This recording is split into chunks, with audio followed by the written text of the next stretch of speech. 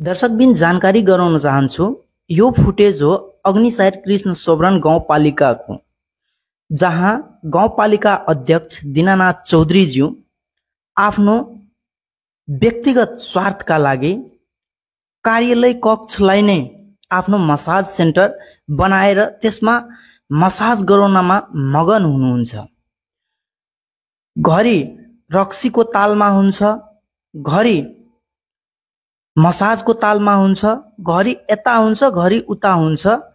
विकास कतातिर गइरहेको छ, पालिकाको अवस्था कतातिर गइरहेको छ, कर्मचारीको अवस्था कस्तो छ, जुन जनताले जननिर्वाचित गराउनु भयो त्यो जनताको अवस्था कस्तो छ, जति पनि सेवा सुविधाहरू गाउँपालिकाले जनसमक्ष पुर्याउनु पर्थ्यो त्यो सेवा सुविधा कता हो कता, त्यो कुरामा अलिकति पनि ध्यान छैन दीनानाथ चौधरीजीको।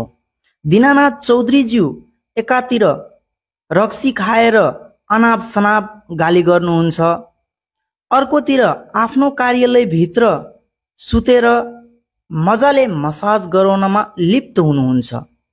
यही रवैयाको कारणले गर्दा अग्निसायर कृष्ण सोब्रन गाउँपालिका अहिले आलोचनाको विषय बनेको छ। हरेक जनताले सामाजिक सञ्जालदेखि लिएर त्यहाँ प्रदर्शन गर्ने जनताहरू, जनप्रतिनिधिहरूको राजीनामाको माग समेत गर्न थालेको छ। तर दीनानाथ चौधरीज्यूको ध्यान त्यतातिर छैन। दीनानाथ चौधरीज्यू आफ्नै लयमा आफ्नै तालमा निर्णय गर्नुहुन्छ। के गर्नुपर्छ के गर्नु पर्दैन त्यो कुरालाई ख्याल नगरिकन आफ्नो स्वार्थ केबाट पुरा हुन्छ त्यसमै व्यस्त हुनुहुन्छ।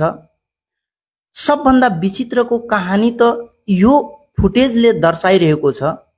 जब कार्यालयमा आफू सुतेर यस्तो किसिमको मसाजमा लिप्त हुन्छ भने त्यो पालिकाको अवस्था कस्तो होला यो गहिरो अध्ययनको विषय बन्छ।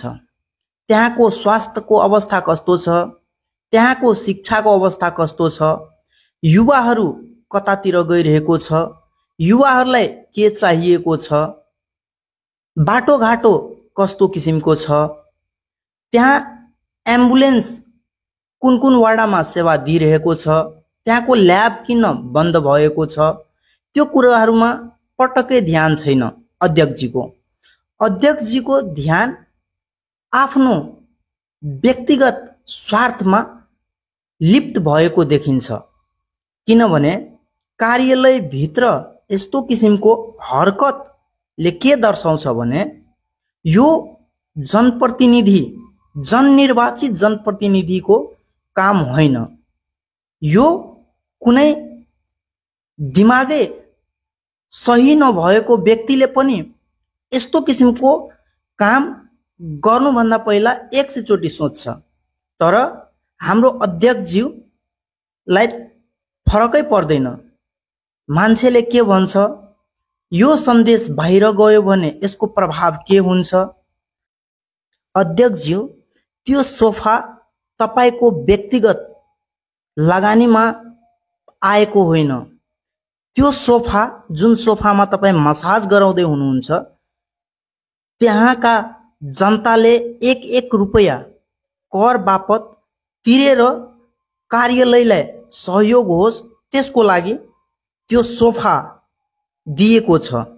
यस्तो किसिमको हरकतहरूले गर्दा जनताको एकातिर मनोदशा पनि नकारात्मक हुन्छ, अर्कोतिर कार्यालयलाई मसाज सेन्टर जब बनाउनुहुन्छ तपाईँ त्यसको प्रभाव के हुन्छ त्यो कुरा तपाईलाई विचार गर्नुपर्छ।